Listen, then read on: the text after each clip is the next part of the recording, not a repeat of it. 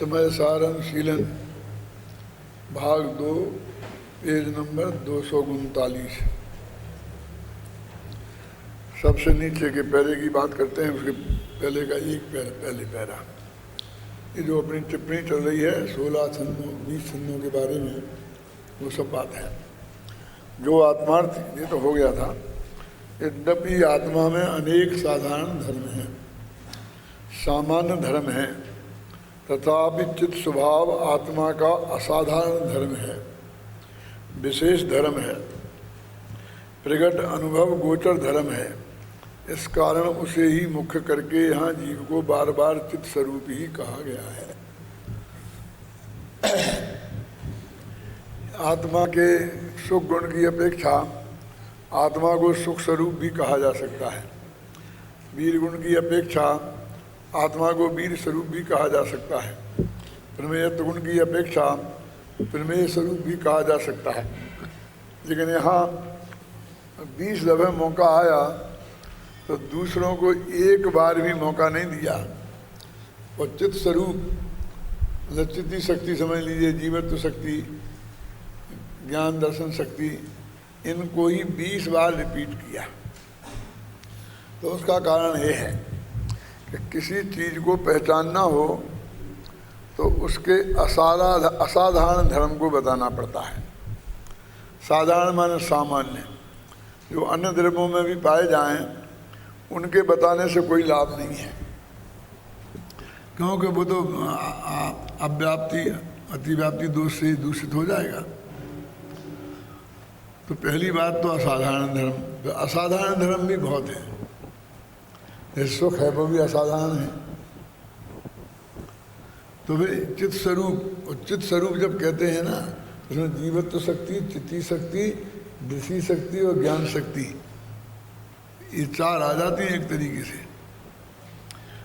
और भी आगे जाओ ना तो सर्वज्ञत्व शक्ति, सुपर प्रकाशकत्व शक्ति, ये भी सब आ जाती है। ज्ञानी के स्वरूप है ना ये सब।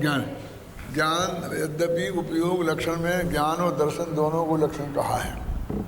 तो दर्शन तो वैसे ही निराकार है, उसको तो हमारे पकड़ में वैसे ही नहीं आता है, तो उससे आत्मा कैसे पकड़ में आएगा।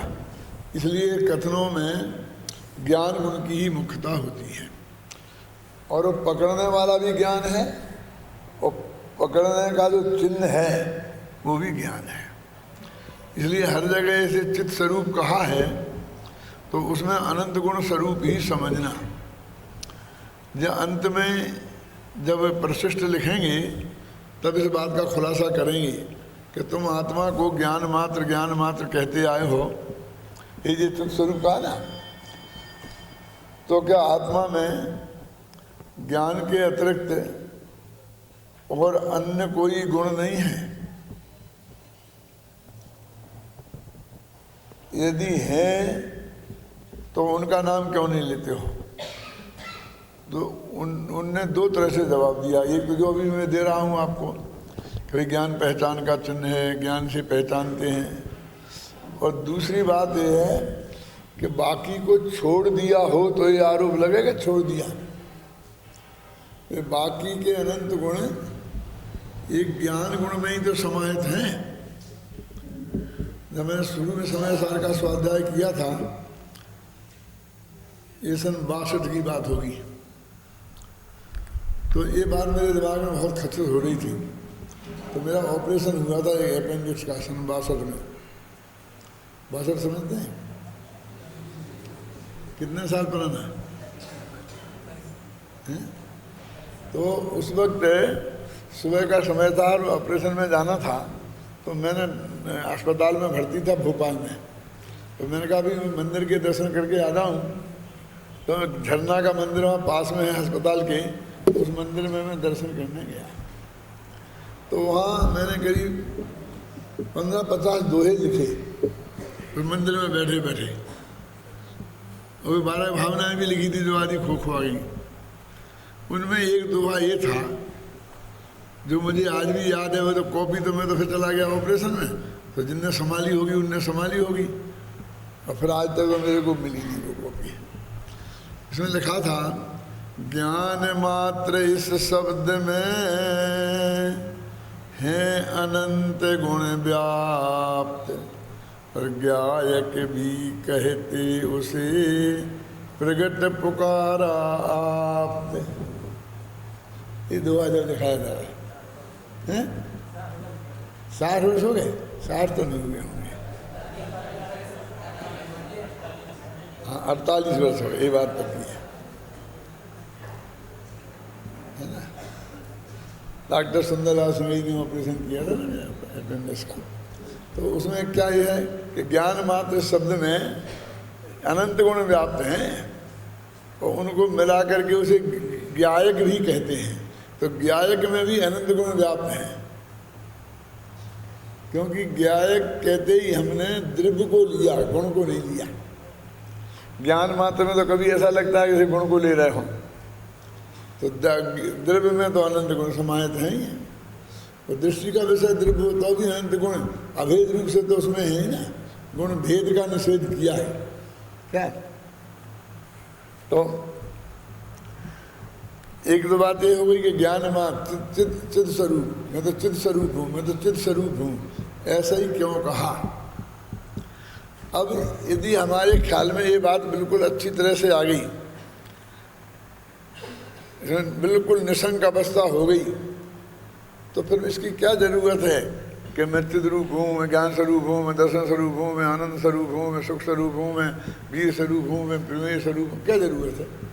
आपके ज्ञान में वो अनंत गुण, मैं आत्मा ही आना चाहिए ना। ये तो फिर भेद ही हो गया ना। फिर जिस भेद का निषेध किया है वो भेद खड़ा हो गया। ध्यान तो भेद के निषेध की अवस्था का नाम है। और अब ये कहते कि ध्यान में ऐसा ध्यान करो तो भेद को खड़ा करने को कह रहे हो तुम, विकल्प खड़ा करने के कह रहे हो। तो आपको हमने थोड़ी कहा, ये तो माघनंदी के सूत्र हैं, फलाने के सूत्र हैं, उनने कहा है ऐसा ऐसा। तो वो तो सब तत्वान्वेषण काले, तत्वान्वेषण के काल की बातें हैं। ये जो 4 धर्म ध्यानों का स्वरूप बताया है, जो बहुत विचित्र बात है, वो तो सब विकल्पात्मक है। कैसे? आज्ञा विचय, भगवान की आज्ञा क्या है इसका विचार करो। सीधा सच्चे अर्थ में चरणानी योग का स्वाध्याय, जो आज्ञा का हमारा की मुख्यता है ना, वो चरणानी योग के मामले में है कि मीन वेग नहीं करना। आलू में अनंत जीव कहते चुपचाप छोड़ देना, बहस नहीं करना। क्या? क्योंकि उनको गिनाया नहीं जा सकता, गिनाए नहीं जा सकते हैं। और जो ये लगा ना कि मुनि आगम चक्षु साहू, साहू आगम चक्षु हैं। आगम में वही, आगम का मतलब अकेला वो चरणानी योग है, घबराना नहीं, पूरी बात सुना। मुख्य रूप से उसे ले लो, बाकी 3 गुण में उसे ले लो। क्यों कि उसमें कहा कि तुम 4 हाथ जमीन देख के चलो, तो उसमें तर्क वितर्क मत करो कि साहब इससे छोटे भी तो जीव हो सकते हैं, इससे बड़े भी तो हो सकते हैं, वही बनेगा क्या। इसका नाम है आज्ञा विचय। और उनकी आज्ञा है, उसमें जीव नहीं पड़ेंगे, उसके बाद पड़ जाएंगे। हम तो देखा है, हम तो मुकेश कहता था ना, हम वो ऐसा लगाएंगे दूरबीन, क्या कोई प्रोजेक्ट करीब 40 कोई लाख का आता है, और वहाँ से लगाएंगे और उसमें हम आलू में और पानी में और सब जीव को चलते हुए दिखाएंगे। ठीक है, दिखाना तो अच्छी बात है, नहीं साहब उससे लोगों को बहुत भरोसा होगा, फिर नहीं करेंगे। तो मेरा मतलब ये है, उस पर तो भरोसा हो जाएगा, उस सर्व के पर भरोसा नहीं रहेगा। क्या मेरी बात सुने? आप सोच सकते हो कि क्या उल्टी उल्टी सोचते हैं। अरे भाई, हमारे क्या है, एक वस्तु के बारे में बता रहे हमारे सर्वज्ञ भगवान आचार्य महाराज, पूर्वज माँ बाप, कि बेटा ये नहीं खाना, इसमें बहुत जीव है, ये नुकसान करती है। तो उसके प्रयोग कर करके देखने की कहाँ ज़रूरत है? अपनी शक्ति उसमें खर्च करने की कहाँ ज़रूरत है? और क्योंकि वो प्रयोग संभव नहीं है ना, थोड़े बहुत तुम माथा मारोगे भी तो उसे क्या हो जाने वाला है? मैं तो बहुत कठोर शब्दों में ये कहता हूँ कि अपने को पशु की हालत में ले जाना हो तो ऐसी बात करना। क्यों? कि पशु के पास पूर्वजों का दिया हुआ कुछ नहीं है। क्यों? हमारे पास तो हमारे पूर्वजों ने खूब प्रयोग कर करके देख देख के, महंत ने, सिद्ध ने, हमारे माँ बाप ने, और उन्होंने लेकर के हमें बहुत सी चीज़ें सिखाते ना कि बेटा आग के पास नहीं जाना, समुद्र के पास नहीं जाना, उस एरिया में घूमने नहीं जाना, इसलिए ये बहुत खतरनाक पॉइंट है। बम्बई जाओ तो जेब को संभाल के रखना। बहुत उन्हें जेब में कटा कटा के उन्हें अनुभव कर लिया है ना, अब तुम उसका फायदा क्यों नहीं लेते हो? समझ गए ना? तो मतलब अपन, इसका मतलब है कि हम पशु बनना चाहते हैं, अथवा दूसरा हम बने बनाए पशु हैं। ये हमारी पशु की वृत्ति है। क्या क्या समझ में आया भाई? ये हमारी जो वृत्ति है, कोई माँ बाप समझदार हैं और हमें शुद्ध सात्विक खान पान की बात बता रहे हैं कि ये खाने योग्य नहीं है, अब क्यों माथा मारना है इसमें ज़्यादा? क्योंकि कहीं कहीं तुम्हें ऐसा लग सकता है कि भाई इसमें तो ज़्यादा चीज़ हो, ये तो बताया नहीं है, तो अपन करेक्शन कर दें। अरे वो अशक्यानुष्ठान के हिसाब से उन्होंने उसे छोड़ दिया है। कैसे? कि कुत्ता यदि तुम्हारी रोटी चख ले तो फिर पूरे ही चौका खत्म करके धोना पड़ेगा और सब फेंकना पड़ेगा। और बिल्ली यदि एक रोटी को ले के भागे तो वो रोटी हटा देना। अब बताओ क्या फर्क है कुत्ता बिल्ली में? वो भी हिंसक, ये भी हिंसक। उनकी वृत्ति में दोनों मांसाहारी, कोई फर्क नहीं है। लेकिन अशक्य अनुष्ठान, कुत्ते को घर के बाहर रोका जा सकता है, बिल्ली को नहीं रोका जा सकता है। उछल के कुछ दिन आलू कहाँ से आती है, कैसे कैसे बंद करें हैं? और यदि रोके रोजी ने चौका फेंक दें। अब और देख लीजिए कि बिल्ली को भी रोका जा सकता है, लेकिन मक्खी, अब मक्खी को कैसे रोकें? रसोई में मच्छरदानी कैसे लगाएं?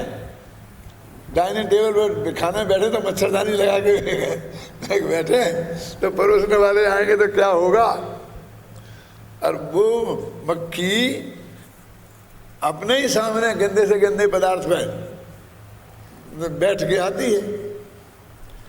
यहीं पड़ा हो कि थूक मूक तो वहाँ बैठती है, अब लौट के यहाँ आ जाती है। तो अब आप क्या करो? उड़ा दो, उड़ा दो। मर जाए तो फिर पूरी फेंक देना, दाल की कटोरी। क्यों? बाकी की सब्जियां खा सकते हो, है ना? कुत्ता बिल्ली से नहीं खा सकते। तो वो अशक्यानुष्ठान के हिसाब से भी उन्होंने बातें बताई हैं।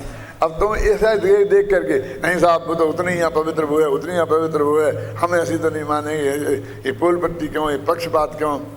तो ये क्या पक्षपात का स्वरूप क्या है तो ये समझ में ही नहीं आता है। उन्होंने वो सब बातें उनने समझ ली। तुझे समझना हो तो पूछ, कोई दिक्कत नहीं है, लेकिन मैं तब मानूंगा जब प्रयोग करके देख लूंगा। क्या मेरी भाषा में बात करूं तो मुझे तुमसे भैया मनवाना ही नहीं है। तो मेरे पे कृपा करके मान रहे हो और मेरे को सर्टिफिकेट देने के लिए मानने हो, तुम मत दो, मुझे सर्टिफिकेट नहीं चाहिए। तुम्हें आत्मा के कल्याण के हिसाब से वो बात जचती हो तो मानो, नहीं तो मत मानो। तो पूरा आज्ञा विचय हो गया। अब उपाय विचय, धर्म ध्यान के भेद बता रहा हूं कि मोक्ष मार्ग का उपाय क्या है। इसी का नाम अपाय विचय भी बोलते हैं। माने संसार का मार्ग क्या है और मोक्ष का मार्ग क्या है, उपाय क्या है और अपाय क्या है, उपाय कौन नहीं है। तो ये पूरा सिद्धांत ग्रंथ हो गए, तत्वासूत्र वगैरह प्रज्ञानियों की वो बातें हो गई। आप समझे ना? फिर विपाक विचय, तो पूरा करुणानी हो गया। अब कौन सी प्रकृति कौन सी क्या है, कैसे क्या सोचते रहो, है क्या नहीं? और फिर संस्थान विचय, तो 3 लोग का नक्शा हो गया। संस्थान माने आकार, उसके बारे में सोचते रहो। तो ये तो सब जनवाणी का स्वाध्याय ही है। तो अपन धर्म ध्यान तो कर ही रहे। दिक्कत तो ये है कि हमारे इस धर्म ध्यान को जो शास्त्र के अनुसार से सही है, वे धर्म ध्यान नहीं मान रहे, तो वे धर्म ध्यान का स्वरूप नहीं समझते। ये बात नक्की हो गई कि नहीं? समझ ली? तो व्यवहार धर्म ध्यान तो ये है ही। अब शुक्ल ध्यान अभी पंचम काल में होता नहीं। छठवें सातवें गुणस्थान में भी मुनिराज जाते हैं तो सातवें के दो भेद हैं, एक सातिसा एक निरतिसा। तो वो ध्यान की अवस्था निरतिसा में होती है, जैसे शनि बोलते हैं ना, तो वो तो होता नहीं शनि वाला ध्यान। अब वो गए आए ऐसा होता है। तो ऐसा तो पांचवें में भी होता है, चौथे में भी होता है।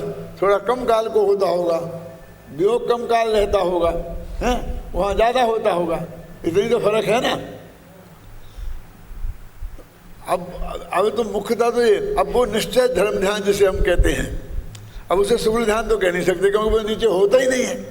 अब मुनि के मान लो कदाचित शुद्धोपयोग की बात करते तो गृहस्थ के तो नहीं होता ना भाई साहब। अब अपन तो अभी गृहस्थ बैठे, अपन को अपना निर्णय करना। ये सब क्लास में लगाने वाले हो, जाने वाले सब ध्यान की में, ये सब गृहस्थ ही हैं कि नहीं है? क्या तो लगाओ ना, ये हमारी क्लास लग रही है ध्यान की तो है ही, धर्म ध्यान की नहीं।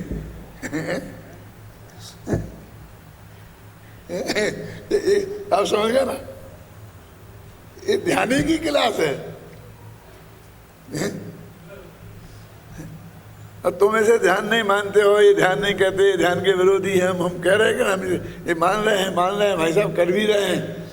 तो तुम ध्यान का स्वरूप नहीं समझते हो। एक बार तुम्हें ध्यान से इस बात को पे विचार करने की जरूरत है। ये किसी के विरुद्ध नहीं है, लेकिन हमारे चित्त में जो विकल्प खड़े होते हैं ना, और एक तर्क और आता है कि ऐसे चलते चलते खाते पीते ध्यान हो जाएगा, ऐसा शांति से, ऐसा एकांत में बैठ के ऐसा नहीं करना चाहिए। ये हो जाएगा, ऐसा भी उत्तर दिया जा सकता है, हाँ हो जाएगा, कोई घबराहट की बात नहीं। मुनिराज जो चलते हैं ना, तो उनको सप्तम गुणस्थान में जाने के लिए बैठना नहीं पड़ता, समझ गए? चलते चलते भी, भोजन करते करते भी बीच में आ जाता है, पूजा करते करते भी आता है, तुम्हें भी आ जाता है, तुम्हें पता नहीं है। ये क्या बोलते हो तुम बीच में? कायो सगम करो हम, क्या है ये? क्या है? ये वित्सर्ग नाम का वही है ना। ये कि अपनों को भगवान की भक्ति करते करते और अपना उपयोग अपने आत्मा पे चला गया, समझा ही ना? भगवान का देखना, सुनना, बोलना सब बंद हो गया और हम अंदर चले गए। अब लौट के आए। अब तुम्हें तो सीखना पड़ता है कि क्या उत्सर क्या करें, कैसे करें, क्या करें। कि आंखें बंद करके 9 दफे नवोकार मंत्र पढ़ दो। अब नवोकार मंत्र पढ़ लिया तो काय उत्सर तो हुआ ही नहीं, घबराना नहीं। क्योंकि तुमने एक काम बता दिया, पूजा का अष्टक छोड़ के और नवोकार मंत्र पढ़ लिया। तो वो तो उसी जाति का है, वो तो आत्मा में जाने की बात है। तो पूजा के बीच में भी आपको हो गया, ऐसे भोजन के बीच में जूठे में हो जाता है। अरे उपयोग अंदर चला गया, हाथ का कौर हाथ में रह गया, मुंह का कौर मुंह में रह गया। क्यों नहीं हो सकता है? तो इसलिए तो आप कहते बैठे बैठे हो जाएगा, उसमें भी कोई दम नहीं है। लेकिन हम मानते हैं कि नहीं, बिल्कुल पहले से स्थिर आसन होके शांति से बैठ के और अपना बराबर चिंतन करते करते ये ठीक है। हम उसका विरोध नहीं कर रहे, हम तो ये कह रहे हैं कि उसका किसने मना किया कि आप शांति से बैठ के। अपने शास्त्र में सामायिक करने की नहीं है, सुबह दोपहर शाम। और मुनिराजों को कहते 6-6 घड़ी, और शाम मध्यम साधकों को चार चार घड़ी ऐसा आता कि नहीं, सामान्य दो दो घड़ी मैंने एक अंतर मुहूर्त है ना।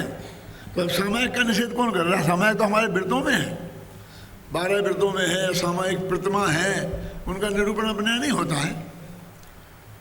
तो आप क्या समझते हो कि आप ऐसे बैठ कर हम इसका निषेध कर रहे हैं? अरे उसका निषेध नहीं है, लेकिन ऐसे बैठ गए फिर सांस को देखो, इसका निषेध है।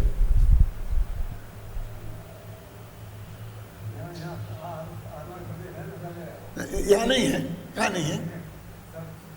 तो यहाँ क्यों देखो? गुदा में है कि नहीं है? गुदा देखो। और वे तो घूमते रहते हैं भाई साहब, यहाँ के प्रदेश कोई उत्कृष्ट हो ऐसा तो है नहीं। मालूम प्रति समय घूमते हैं ऐसे, बिल्कुल राउंड लगाते हैं, नीचे वाले ऊपर, ऊपर वाले नीचे, सब आते रहते हैं। जैसे खून घूमता है ना शरीर में, ऐसे आत्मा के प्रदेश भी घूमते हैं। फिर यहाँ ले जाओ, फिर यहाँ ले जाओ, फिर यहाँ ले, क्या है ये? जिस देह की क्रिया आज सुबह के व्याख्यान में ही था ना कि काया राखें धर्म, शरीर माध्यम खलु धर्म साधनम। अरे जिस शरीर से भेद विज्ञान करते करते आचार्य थक गए हैं कि शरीर जुदा है, तू जुदा है, तेरे संभालने शरीर का कुछ नहीं संभलता है, शरीर के संभालने का भाव है। क्यों? हम भी उसी लाइन पे चढ़ गए, महावीर के मुख में भी वही डाल दिया। बताओ कौन से आचार्य ने लिखा है ही नहीं ना शास्त्र में। अब वो बाइबल में लिखा है और वो लिखा है कालिदास ने। अब हमने उसे भगवान महावीर के मुंह में डाल दिया, और सब नीचे से ऊपर तक लेखों में और भाषणों में सब जगह ये कहें। उनका इतना विशाल बहुमत है कह दी अपन पिटते पिटते बचे दिए, अपन ऐसा कह दें कि ये सब बात गलत है। तो रामलीला मैदान में नहीं कह सकते क्या? कोई नहीं सुनेगा तुम्हारी।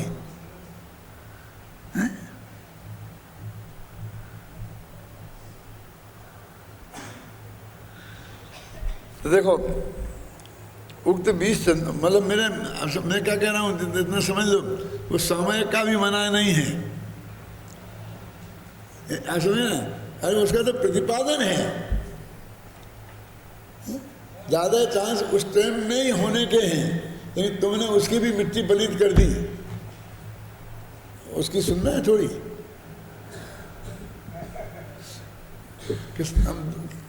दो घड़ी क्या करेंगे, 4 घड़ी क्या करेंगे? तो भक्तामर का पाठ पढ़ना ना, नवोकार मंत्र पढ़ लेना, एक ही भाव स्तोत्र है, क्यों पढ़ना? तो बेचारे को 1 सेकंड सोचने का तुमने समय नहीं बचने दिया। अगर सोचो कहते ये तो पढ़ने में लगा दिया। तो क्या है सामायिक का सही स्वरूप? कि वो जो अपने चारों दिशाओं में 4 आवर्त वगैरह विधि है ना ऐसी, वो सही है, वो करना चाहिए, वो कोई ऐसा क्रियाकांड नहीं है, लेकिन उसका स्वरूप समझना चाहिए। क्या क्या है स्वरूप? कि जब तुम सामायिक में बैठो तो निर्विघ्न निर्जंतु स्थान देखो। क्या? निर्जन, निर्जंतु, निर्विघ्न, 3 चीजें समझ में आ गई कि नहीं? क्या है निर्जन? माने ये माथा खाने वाले लोग नहीं हो गए, समझे ना? जनता नहीं हो, निर्जन। और निर्जंतु, ये कीड़े मकोड़े नहीं हो गए, समझे ना? और निर्विघ्न, किसी तरह का विघ्न नहीं हो। ये पहले देख उपसर्ग कर लेना, हम धूप में जाके बैठेंगे तो तुम लोग अपने आप ही सविघ्न जगह बैठ रहा है, अपने यहाँ तो आज्ञा है। वो जो चारों तरफ ऐसा ऐसा करके अपन देख रहे हैं ना, वो तो हम चारों तरफ देख रहे हैं कि यहाँ कोई विघ्न तो नहीं है, यहाँ कोई जंतु तो नहीं है, यहाँ कोई जन तो नहीं है। उसके लिए तू लोग आंखें बंद करके घूमता है। कोई आंखें बंद करके ड्राइवर गाड़ी चलाए तो क्या होगा? अरे आंखें बंद करना जरा, अभी खुली रख। जब तक तू चारों तरफ आवर्त कर करके देख रहा है ना, क्या अब वो ऐसे ऐसे करना, ऐसे उसमें सब ट्रेनिंग तो हम पूरी ले लेते, अर्थ का हमें कुछ पता नहीं है। हिंदुस्तान में 5000 मंदिर होंगे, तो पूजा करने की 5000 नहीं 6000 विधियां हैं, हर मंदिर की अलग, और हर मंदिर में हर पुजारी की अलग, और वो दूसरे की विधि को बिल्कुल गलत मानता है, अपने को सही। क्या कि वो 3 चावल गिन के उठाएगा, दूसरा बिना गिने उठाएगा, वो 3 उनमें साबुत ढूंढेगा, दूसरा नहीं साबुत ढूंढेगा, और लेकिन ऐसे ऐसे ऐसे ऐसे ऐसा करेगा। यदि हमारा एक आटा कम हो पाया तो हमने पूज रहे बनाई सारी जिंदगी भर किया कराया, हम आज तक पास नहीं हुए कहीं पूजा करा। हमारी पूजा सही आज तक किसी ने नहीं मानी। जो पूजा के एक शब्द के बारे में काला अक्षर भैंस बराबर है, उनने भी हमको फेल कर दिया। क्या करें? तो वो अब आप समझ गए ना, चारों दिशाओं में मुख करके देखना, अपने निर्जंतु निर्विघ्न निर्जन स्थान देख के और शांति से अपने फिर बैठ के आंखें बंद करके और फिर 9 दफे नमो का मंत्र पढ़ याद कर लो पंचमी को बस। अब फिर 2 घंटे तक बैठे रहो, फिर जब उठो तब एक क्रिया फिर दोहरा लो, ये अपनी विधि है। अब हमने क्या किया कि बीच वाला पूरा समय हमारे लिए आत्म ध्यान का था, निर्विकल्प होने का था, तो उसमें हमने न केवल मानसिक विकल्प बल्कि हमने वाचनिक विकल्प भी तय कर दिए और क्रिया संबंधी विकल्प भी तय कर दिए। मैं एक सच्ची घटना सुनाता हूँ आपको। हम मुरैना विद्यालय में पढ़ते थे, तो वहाँ मंदिर में जो मूर्ति थी वो खड़ी मूर्ति थी और बिल्कुल पतले पैर थे उनके, और रोजाना पंडित जी उसे उठवा करके यहाँ रखते थे थाली में और उसमें पंचामृताभिषेक कराते थे, और सारे विद्यार्थियों को उपस्थित रहना जरूरी था। अब एक दिन कोई कमजोर विद्यार्थी वो मूर्ति को उठाने गया तो उसने उसे उठाई तो कम उठी जरा, और फिर उसने आगे को खींच दिया तो पैर तो रह गए उस गड्ढे में, और मूर्ति हाथ में। वो मूर्ति अभी भी सोनागिर में रखी है एक मंदिर में। आप कभी मेरे साथ यात्रा करने चलो तो मैं बता सकता हूँ कि ये हमारी मूर्ति वो थी जिसकी हमने बहुत दिनों तक पूजन की थी, टूट गई थी, वो सब अभी भी रखी है। हम जय दफे जाते हैं, हम तय दफे उसके दर्शन करते मिलती है हमको। समझ में? कई लोगों को बताई, हमारे साथ यात्री होते हैं, हम उन्हें जरूर बताते हैं कि देखो भैया ये मूर्ति वो है। अब हमें उनने वेदी प्रतिष्ठा करी, दूसरी मूर्ति लाए, और वो करने के बाद फिर सबको जब में बैठा ला तो हमारा नंबर भी आया। जब में बैठा था तो उनने हमको बैठाना तो कहे ये हाथ ऐसा रखना, ऐसा नहीं हो जाए, फिर इस 2 उंगलियों को अलग रखना, फिर इधर वो धूप रखना, फिर उसको ऐसे खेना, फिर एक दफ़ा ये मंत्र बोलना और एक उसका माला का गुरिया आगे बढ़ा देना। जब माला पूरी हो जाए तो एक लौंग यहाँ से उठा के यहाँ रख देना, क्या? और हाथ ऐसे ऐसे ऐसा नहीं होना चाहिए, ये कदम ऐसा नहीं होना चाहिए। मैंने कहा भैया हमारे बस की नहीं है, हम तुम्हारे में नहीं कर सकते, इनका ध्यान रखें कि मंत्र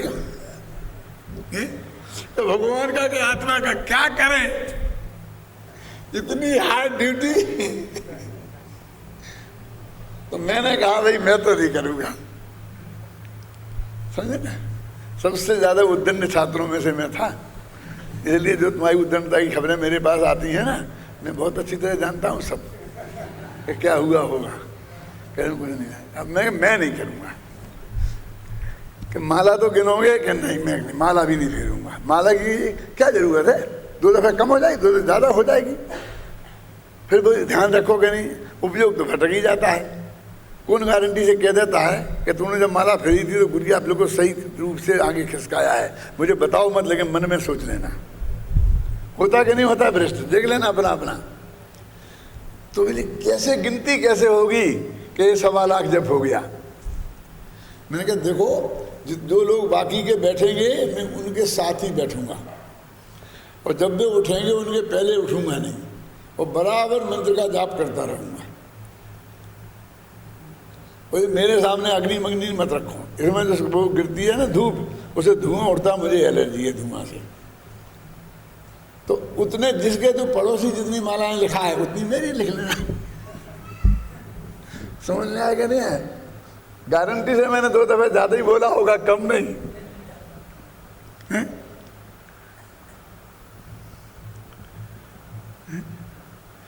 कितने कितने में काय की अग्नि, काय की धूप, काय की खेना, क्या मतलब है? अब इतनी बातें जब बाहर की जड़ की क्रिया में इतने उलझ गए तो वहाँ तो मानसिक विकल्प भी सही नहीं हो सकता है, हैं? तो विकल्पातीत अवस्था की बात तो कितनी दूर है। उसे आप जाप बोलते हो, उसे आप सामायिक बोलते हो, तो वो असली ध्यान तो वो काल है अपना ध्यान का, मुनि राजों का भी असली ध्यान का। हम कहाँ मना कर रहे हैं, लेकिन एक भी ये ध्यान शिविर वाले जो हमारे शास्त्र में लिखी क्रियाएं हैं वो बिल्कुल नहीं बताते, उनको एक को भी नहीं आती होगी। अब आप जो क्या कहें, तो शास्त्र के अनुसार तो कुछ भी ही नहीं है।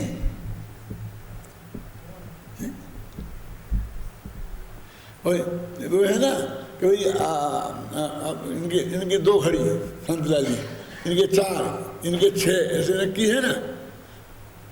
ये तो 2 घड़ी वाले भी 10-10 घड़ी बैठे रहते हैं, सब बंद करके। हेमचंद जी ने एक लेख लिखा था, हेमचंद जी ब्रह्मचारी, वो आपने पढ़ा होगा कि वहाँ से कहीं से किसी का नाम नहीं लेता हूँ मैं, ये आया कि हमारा फलानी जगह ध्यान शिविर होगा, तो उसकी दिनचर्या लिखी थी सुबह से शाम तक। तो उसमें ना जिनेंद्र पूजन थी, ना उस जगह पे जिनेंद्र भगवान के दर्शन की व्यवस्था थी, उस जगह जाके सब ध्यान करेंगे ना वैसे। और कोई अपनी जो दैनिक क्रियाएं होती हैं उसमें कुछ नहीं थी। ये तो बहुत था कि अखबार नहीं पढ़ना और टीवी नहीं सुनना और वो ये नहीं करना और फोन नहीं रखना, ये सब थी जो आज है, लेकिन वो एक भी चीज नहीं थी, हैं? जो अपने एक गृहस्थ के लिए दैनिक चीजें हैं उसके बाद ही ध्यान करोगे ना। तो हेमचंद जी ने लिखी, उन व्यक्तिगत भी कही, उनसे अखबार में भी लिखी कि भैया तुम्हारी ये दिनचर्या में न जिन्हें दर्शन है, ना पूजन है, ना भक्ति है, कहीं कुछ है ही नहीं, और बस सुबह से शाम तक ध्यान खाना और शुद्ध सात्विक खाना, वो ध्यान ध्यान ध्यान ध्यान ध्यान ध्यान है कि ऐसा शास्त्र में उल्लेख है? तो वहां से दूर ले गए।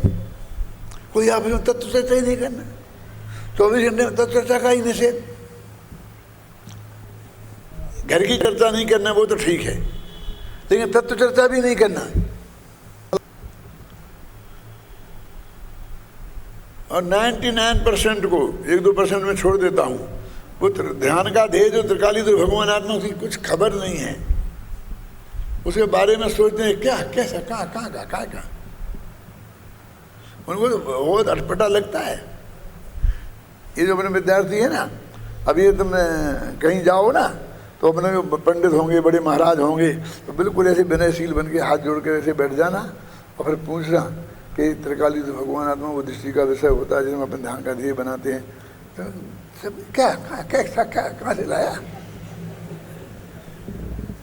माने उनने वो शब्द पहले सुना होगा। ये हालत है नीचे से ऊपर तक की।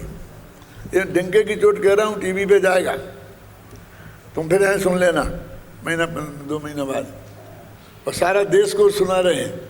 कुछ नहीं, किसी को नहीं, कोई नहीं, पता ही नहीं, ध्यान ही नहीं है, कुछ नहीं।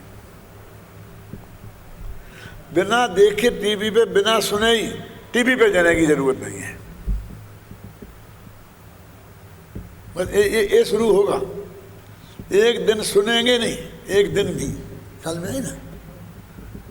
और फिर देना चाहिए तो किसका देना चाहिए, किसका नहीं देना चाहिए? अरे टीवी बिकाऊ है, जिसका चाहो उसका दो ना। तुम्हें कौन रोकता है? सुमन प्रकाश जी का नहीं देना चाहिए, दो ना तुम क्यों नहीं? अरे हमारी व्यवस्था मुश्किल से कर पाते हैं। एक दफे की और सच्ची घटना सुनाता हूँ कि साहब वो फलाने की किताब आई, वो अपने यहाँ से नहीं छप रही, ये नहीं छप रही। सब लोग कहते हैं कि डॉक्टर भाल की छपते हैं, ढाई छपते हैं। पारनी जी के माथे पर 3 साल पड़ रहे थे। तो क्यों, क्या है, ये ऐसा है, वो ऐसा कहते, वो ऐसा कहेंगे, वो ऐसा कहेंगे। लेकिन आप क्यों चिंता कर रहे हैं? मैं आज निपटा देता हूँ सबको। उनकी समझ में नहीं आई क्या निपटाएंगे जी। मैं आया प्रवचन में और मैंने कहा भी इसमें क्या गजब हो गया, हमारी किताब हम छपाते हैं, तुम्हारी तुम छपाओ। हम अपने दांत साफ करते, तुम अपने हाथ साफ करो। हम अपने शरीर को नहाते तो अरे इसमें कौन सा अन्याय हो गया? उनकी में एक गलती नहीं होती है और दूसरी बात में सैकड़ों गलती है। अब मैं क्या करूं कि मैं सबका प्रूफ रीडिंग भी मैं ही करूं? मान लो हमारे यहाँ से भी छप रही, समझ ना सुमंत प्रकाश जी की किताब मेरे यहाँ से छपे तो उसकी प्रूफ रीडिंग मैं करूं? अरे मेरी तो कोई करता नहीं है, ये कोई कम तकलीफ की काम है, उसे मुझे फाइनल अपनी करनी पड़ती है। और अब तो पहली भी मैं ही करता हूँ, दूसरी भी मैं ही करता हूँ, तीसरी भी मैं ही करता हूँ, तीन दफे करता हूँ मैं ही करता हूँ, कोई दूसरा देखता ही नहीं है। अब मैं सबका प्रूफ रीडर बन जाऊं? अब ये भी मेरा एक गलती है कि मेरी में एक गलती नहीं होती। अब क्या करें, एक गलती है और दूसरों की में गलती होती है। तो दूसरों से कहो ना क्यों? तो मैंने भरी सभा में कहा अरे आपने ये क्या किया, आप क्यों? अब आपका डर निकल गया, आप उससे कह दो जो आदमी आए तो भैया हमारे नहीं, हम तो अपनी मुश्किल से छाप पाते हैं, उनकी व्यवस्था मुश्किल से कर पाते हैं, उनकी भी बिक्री मुश्किल से करते हैं, बहुत घाटा होता है, बहुत तकलीफ होती है ना? अपनी की रीति कीमत कम करा देते हैं, तो तुम्हारी कराओ ना, हम कब मना करते हैं? हम ये सब कैसे कर सकते हैं? इसमें अजय भाई इसमें क्या अन्याय है बोलिए?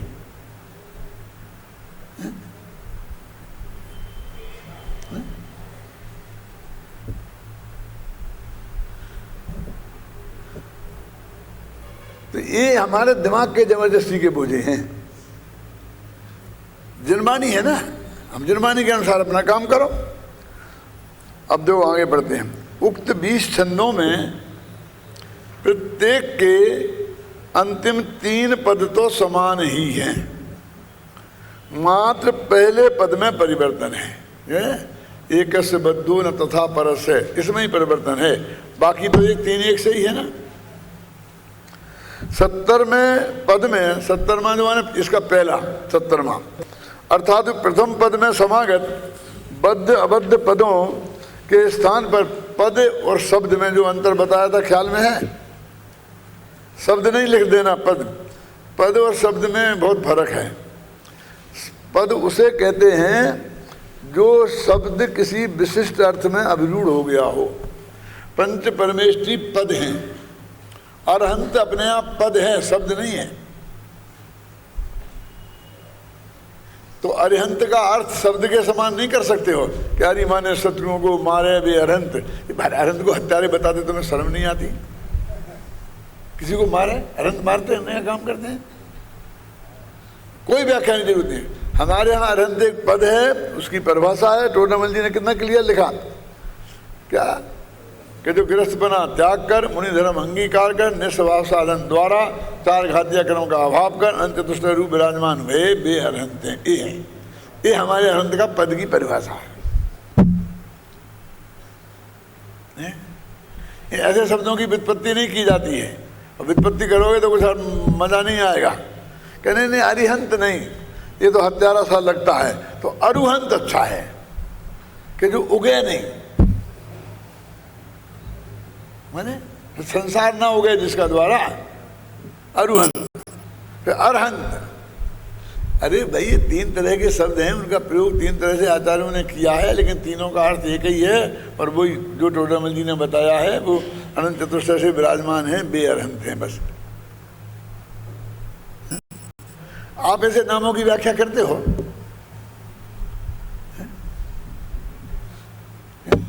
शांति कुमार के शांति लाल, क्यों? तो शांति ऐसी व्याख्या करने से काम चलता है?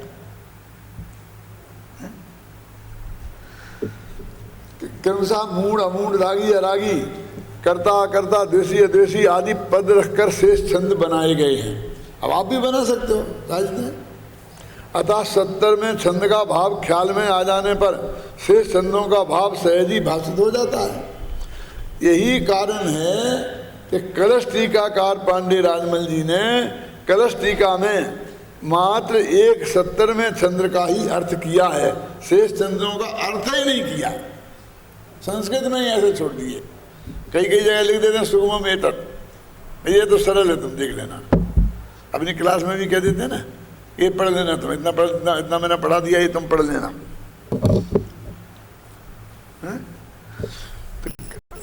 अब कलश टीका में 70वें छंद का जो अर्थ किया है उस पर का भाव इस प्रकार है। अब अपन वो एक से सबका काम निपट जाएगा ना, इसलिए अपन वो देखते हैं। 2 पैरा दिए हैं इसमें। चैतन्य मात्र वस्तु में द्रव्यार्थिक पर्यायार्थिक 2 नयों के 2 ही पक्षपात हैं। जीव अनादि से कर्म के संयोग के साथ एक पर्याय रूप विभाव रूप परिणमा है। अब ये मैं भी बताऊंगा, ये सब एक एक शब्द का अर्थ है इसमें।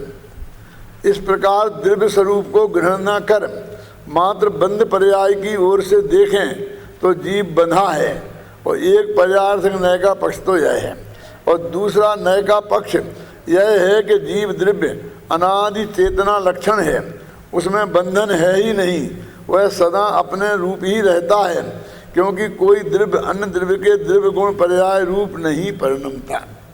अब देखो इसमें बहुत ही रहस्य है, एक एक निकालते हैं अपन धीरे धीरे। इसमें द्रव्यार्थिक पर्यायार्थिक क्यों लगाया, निश्चय व्यवहार क्यों नहीं लगाया? भाई इनके पक्के अन्यायी बनारसी दास्ते देखो, नीचे पढ़ो। व्यवहार दृष्टि सो विलोकत बंधो सो दिशे, निश्चय निहारत न बंधो यहीं कि नहीं। बस भाई इतना ही बहुत, अभी जब पढ़ेंगे जब पढ़ लेंगे। इनने निश्चय व्यवहार नहीं लगाया, इन्हें द्रव्यार्थिक पर्यायार्थिक लगाया, और मूल गाथा में लगाया ही नहीं। एकस्य बद्धो न तथा परस्य, अब एकस्य कह दिया, अब तुम पे छोड़ दिया, तुम लगाओ, नहीं छोड़ा होता तो ये फर्क नहीं आता, ये खुद ही कह देते क्यों। अब उनने तो एकस्य बद्धो न तथा परस्य इतने से काम चला लिया क्यों।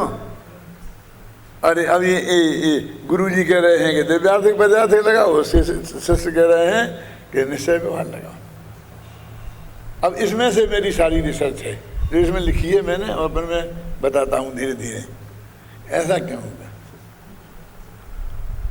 इनने गलत किया, ये मेरी आदत नहीं है, ये ऐसा का कोई विशिष्ट अर्थ है तो हम देखें। ये जो व्यवहार नय है ना, तो अपन क्या बोलते हैं, असद्भुत जो व्यवहार नय है, जिससे अपन कर्मों से बंधा मानते हैं और 9 कर्मों से बंधा मानते हैं आत्मा को। अब ये तो उसको तो नया ही नहीं मानते हैं, कौन, राजमल जी।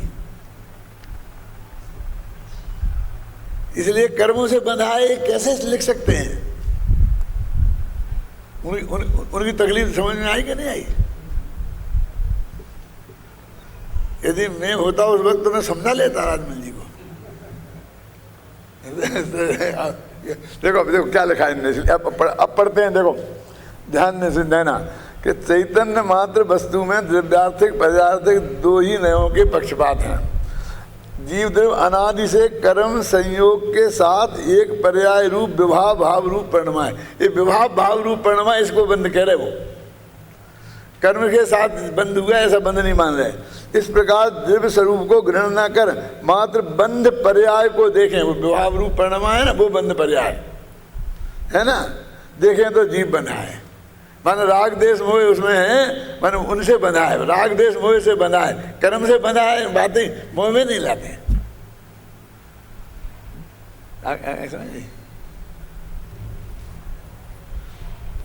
अब पंचाध्यायी के नए नहीं पढ़े हो और इस पे आपका ध्यान नहीं जाए तो आपने निकाल, तो पढ़ने वालों ने कौन सा निकाल लिया?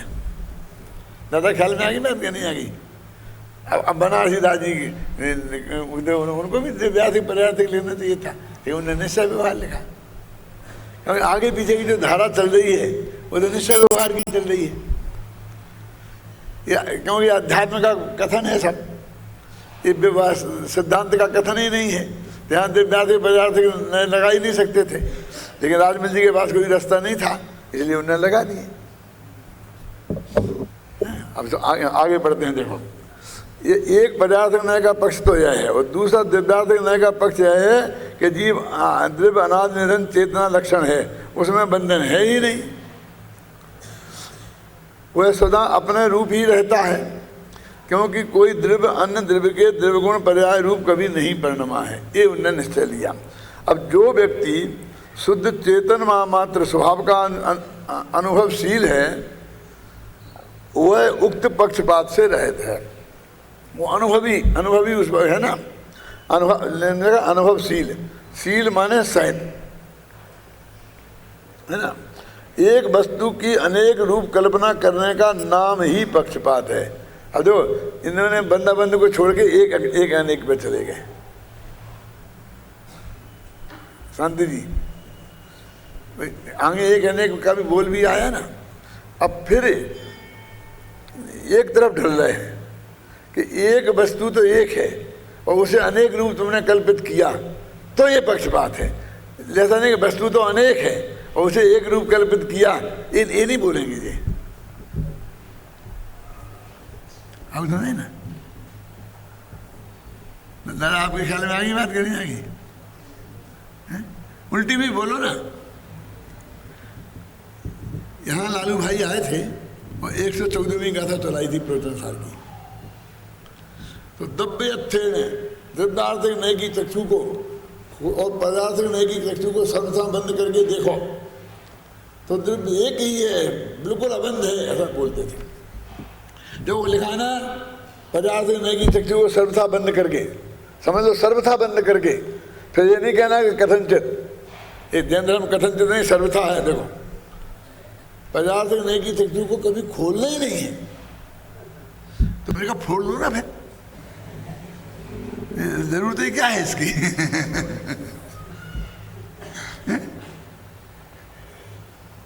मैंने कहा भाई नीचे की पंक्ति भी तो पढ़ो। वो नीचे की पंक्ति पढ़े ही बिना आगे से देख लें और आगे बढ़ जाए। इसमें 4 दिन तक व्याख्यान किए और दूसरी वाली पंक्ति पे 5 मिनट भी नहीं बोले। मैंने उसी वक्त तो कहा कि भाई ये क्या लिखा कि दिव्यार्थिक नए की चक्षु को सर्वथा बंद करके लिखा है। देखो और अकेली पदार्थिक नए की चक्षु से देखो तो ये सत्यार्थ है, ये सब क्लियर लिखा है। वो पढ़ते ही नहीं, वो देखते ही नहीं। अब यहाँ भी एक तरफ घटाया है, देखो। फिर कलश टीका देख लो, क्या देख ले कलश टीका, अब समझ नहीं ना दिख रहा है आपके। फिर देखो पढ़ रहा हूं मैं आपको, एक वस्तु की अनेक रूप कल्पना करने का नाम ही पक्षपात है। फिर अनेक रूप वस्तु का एक रूप कल्पना करना पक्षपात नहीं है। यहाँ तो 2 ही बता रहे, तो एक ही बात क्यों कर रहे। और बंदा बंदगी छोड़ दी कि बंदे में वो झगड़ा पड़ता है, कौन सा परद्रव्य वाला, तो वो उन्हें लेना नहीं है। आपकी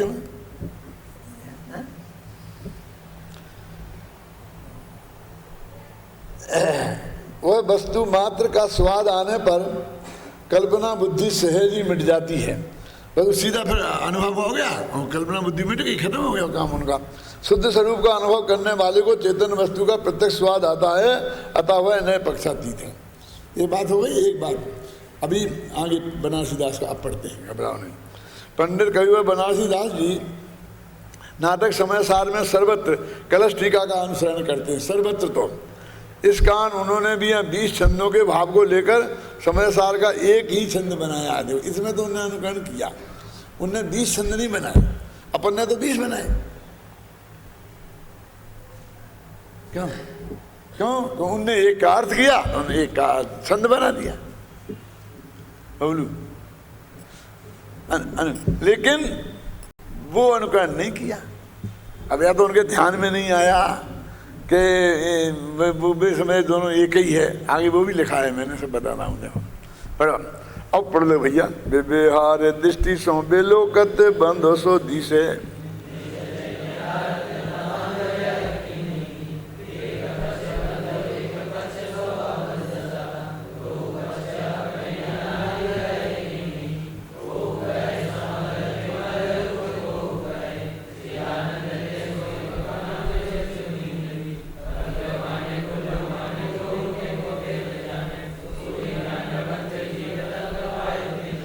एक पंक्ति का अर्थ मैं आप लोगों से पूछता हूँ, सब अपने अपनी जगह बैठ के उसका अर्थ खोजो, नीचे मत देखना। नीचे तो लिखा ही है, नीचे तो लिखा ही है ना। देखो, को कहे समल बिमल रूप, को कहे, क्या है इसका अर्थ बताओ। सोचो सोचो, देखो नहीं,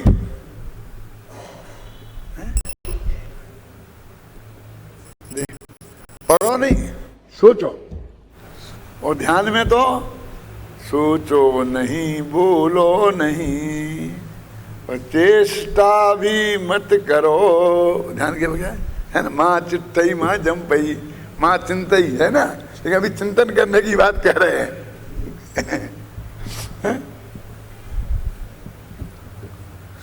अब मैं अर्थ बताता हूं, इसमें नीचे लिखा है, ये समल माने है अनेकाकार और विमल माने है एकाकार।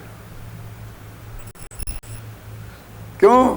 क्यों वो बना, उनने वो एक अनेक लिया ना, तो उनने एक अनेक कोई लिया है यहाँ पर समल विमल। और कहाँ लिया बनारसीदास ने?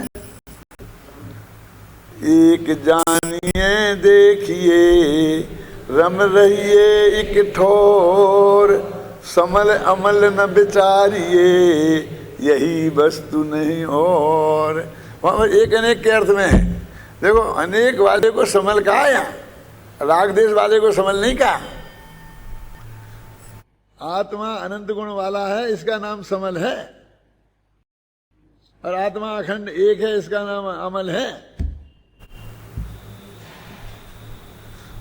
और वो 14 कलश देखो, देखना हो तो कौन से सर्वश्रुत ज्ञान अधिकार के बाद जो है ना, कौन सा परिशिष्ट में 14 बोल है ना, वहाँ भी है बहुत मार्मिक। अब वो तुम्हारे पास वो किताब है ना, कौन सी, अध्यात्म नवनीत, उसमें निकालो, ये छंद निकल जाएगा। अध्यात्म, इसमें तो भी इतना ही छंद होंगे ना कर्ता कर्म अधिकार के। वो अध्यात्म नवनीत में पूरा समय कलश, सार कलश पद्यानुवाद है, उसमें 14 वाले छंद निकाल लो। इसमें नहीं मिलेंगे भैया, हैं? हाँ, 248 नंबर वाला कलश निकालो, 500 पेज पे है। हाँ, इसमें होंगे, इसमें होंगे।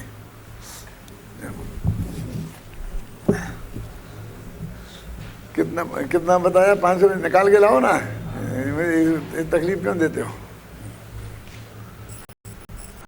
निकल गया? देखो, नहीं निकला।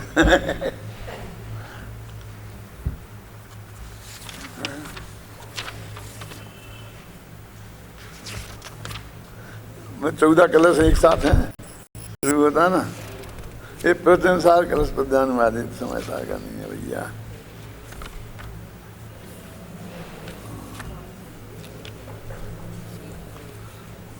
वहां पर भी ये समल वमल आया है, एकानेक एकाकार अनेकाकार के मामले में। 124 पेज पे देखो, यहाँ हरि गीत है ना,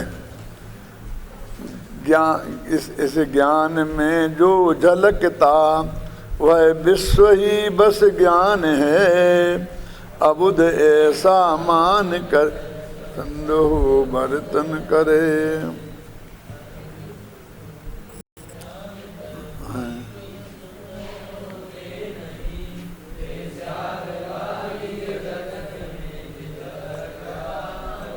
एक अनेक वाला बोल निकालो,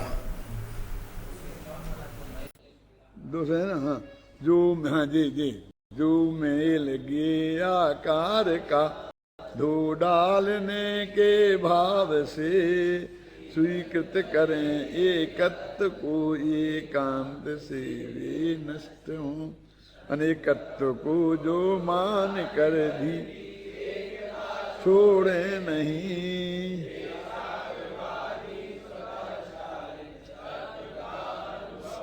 जो गे आकार माने अनेक आकार है ना, उसको मेल मानते हैं, समल मानते हैं। गेयाकार को समल और ज्ञानाकार को अमल, और एक आकार को समल और अनेक आकार को अमल। क्या मुझे तो ये जो छंद आते हैं तो बहुत आनंद आता है कि क्या का नाम मेल कह रहे हैं। तुम स्वराग देश को मेल समझते हो, तुम तो कपड़ों वाला मेल को मेल समझते हो, तुम मनमूत्र को मेल समझते हो। ये तो ज्ञान में गे झलके, और उस तरफ से तुमने गे तो अनेक थे, ज्ञान तो एक ही था, तो तुम्हें अनेक झलके तो तुमने ज्ञान को अनेक मान लिया गेयों की वजह से। इसका नाम है समल। हाँ, मेच का मेच करते हो, जो गाथाएं आती ना, कलश हैं, 4 अनुष्टुप हैं एक साथ, और 16 से 19 तक है ना। मेच का मेच करते हो है ना, समल अमल न विचारिए यही वस्तु का उसका अनुवाद है। वो 16 से 18 तक है, 20 तक है सर, हैं इस कलश है। मैं याद रखने के लिए नहीं रखता हूँ, जितना रह जाता है याद उतना रहता हूँ, इसलिए ऐसा रहता है थोड़ा सा है।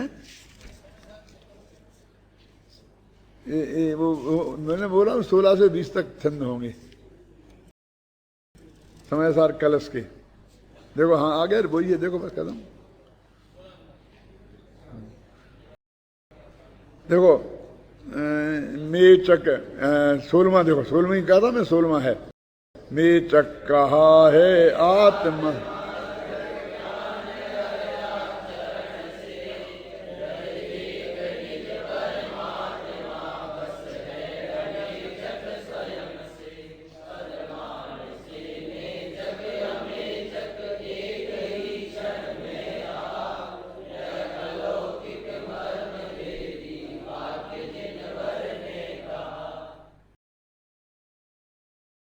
आत्मा है एक यद्यपि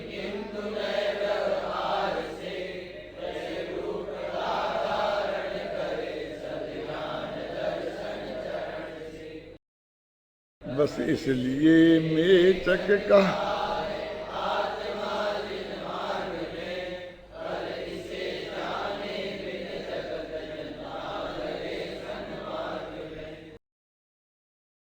आत्मा मेचक कहा है।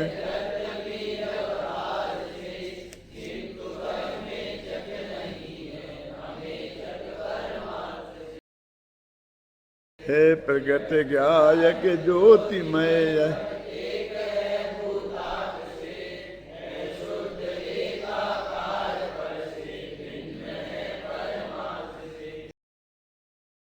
मेचक में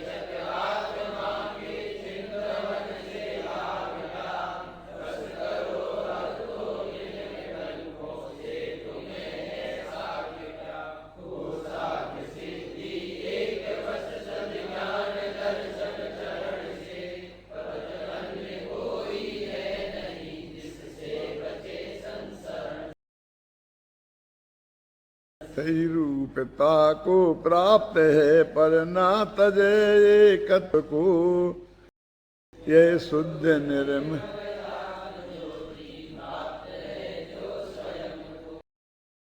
अनुभव करें।